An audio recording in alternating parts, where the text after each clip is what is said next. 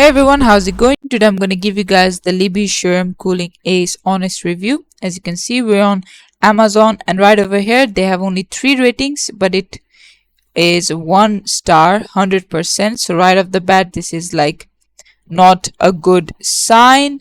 And then next up, if we head over to Trustpilot, they have an average rating. As you can see, this one person said sandals, but this is literally not even a sandal. As you can see, this one guy has given 1 star and says, don't touch this with a barge pole. Like, they're very weak, they barely cool your face, it's not fit for purpose.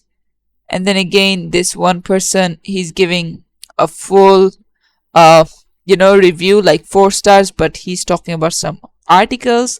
This another person put up like 5 stars but say health watch when we are talking about the cooling fans. As you can see, this one person says that it is a complete ripoff and scam. It is false advertising. This can barely cool 16 square feet. Very awful.